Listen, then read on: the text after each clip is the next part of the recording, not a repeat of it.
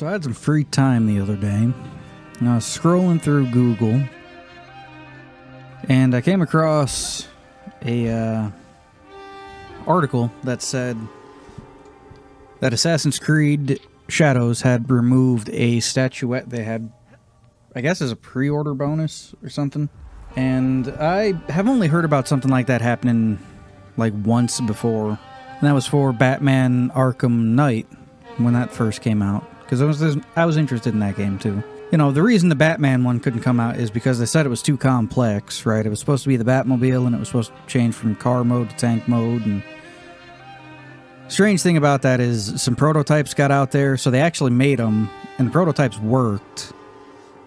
So I guess it was like a price thing. They couldn't make as much money off it as they wanted, so I guess they just didn't go through with that. So I went into looking at this article with the same vein of, well, maybe the statuette was too expensive to produce. Maybe, you know, there was something wrong with it, why they couldn't produce them. You know, a few different reasons. So I started looking into it deeper, and from what I can tell, it's because it depicted a broken torii gate, if I'm pronouncing that right. It's like a shrine gate in Japan. It has cultural and spiritual significance to the Japanese people. So I thought, okay, well, maybe showing a broken one is like, you know, kind of sacrilegious or something. No, I guess the only example of a one-legged or broken gate like that is a gate that survived the nuclear bombing. So it's kind of, how to put it, kind of shows that they were able to weather the storm and still come out. You know, they were able to survive. Sign of rebuilding, what's to come. You know, don't lose the faith, that sort of thing. And I found that weird that Ubisoft, a company that I grew up playing the games of, that has always been known to be such a stickler for the history of something, to do that. So I figured, okay, well, maybe a marketing company or something produced it and just kind of ran with it without too much input from Ubisoft. And oh boy, was I wrong about that there. I started looking into it more and more stuff that Ubisoft would have never allowed to happen has been surrounding Assassin's Creed Shadows. Their pretty much pioneer flagship game that has made them as a company. Yes, they have Far Cry and Prince of Persia, but they're known primarily for Assassin's Creed, right? I started wondering, what the fuck happened to them? How did this happen? And I put a post on the YouTube community page section talking about this shit, and got some comments saying, you know, instead of like one video, maybe a small series of videos talking about each game and how it's slowly shifted over time into what Ubisoft is now. And I thought that was a pretty neat idea. So that's what I'm going to attempt to do here.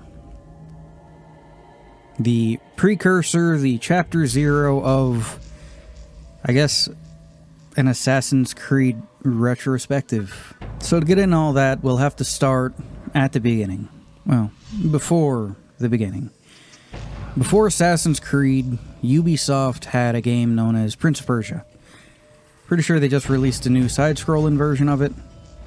I haven't looked into that at all. The Prince of Persia we're going to be focusing on right now is Prince of Persia: The Sands of Time. It came out in 2003, people loved it. It was great for what it was. Pretty much modern Ubisoft's start with that game. Not too long after it came out, they wanted ideas for a sequel to the game. So ideas were tossed around, and one of the ideas that was tossed out was, instead of playing as the prince, you play as the prince's bodyguard. And they wanted to pull from more historical elements instead of the fantastical elements that were the Prince of Persia games. So they figured, well, why don't we pull in a group historically from like that era and that area of the world? which is the Assassin Order. Yes, the Assassin Order is based on the Assassin Order from that point in time. No, I am not going to try to pronounce the original name for them. I can barely speak English on a good day. I'm not going to try to butcher another language there. So they figured instead of assassinating political targets and religious figures, that the assassins would instead safeguard the prince.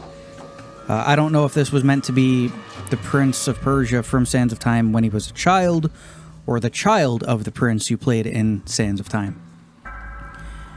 They rigged up a demo, well, not even a demo, a tech showcase, really. A glorified cutscene to pitch the idea of it. I'll toss the cutscene in now, I guess. Everything that would later be known as Assassin's Creed was birthed from this idea, right? The Hidden Blade, the Killing Crusaders, all that stuff right there. Ubisoft loved the idea of this game. They said, though, it made no sense to have a Prince of Persia game where you didn't play as the Prince of Persia. Instead, they decided to develop a new intellectual property, and that was Assassin's Creed. So Assassin's Creed formally started development in close to 2004, if memory serves me correctly. But we're getting a little ahead of ourselves there. Instead, let's look at Prince of Persia, the Sands of Time. That way we can better understand what tools they brought into making Assassin's Creed. One of the unique functions and gameplay aspects of Prince of Persia was the ability to wall run. Less parkour and more fantastical, right? You could run literally along the wall for long stretches, but this also introduced the run-up back springs that you get in the Assassin's Creed games, ledge grabs, the jumping onto poles and stuff and pulling yourself up, running across them, shimmying down pillars. All of that started in Prince of Persia. Along with that, the basis for the combat of Assassin's Creed was started here. Not the stealth aspect of it. That was its own thing. But the combat itself. You had a button that swung your sword. Easy enough. Basic combat there. You had a dodge button. And you also had a guard break button. In the Sands of Time, this equates to jumping over your enemy that's blocking and slashing at their back. You also had a dagger that you would use, the Dagger of Time. And that brings in the blocking mechanic, as they call it. When you're blocking in Prince of Persia, the Sands of Time, you can wait for your enemy to strike. When they do, if you hit your attack button at the correct time, you will cancel their attack and attack back. A counterattack, like in the Assassin's Creed games.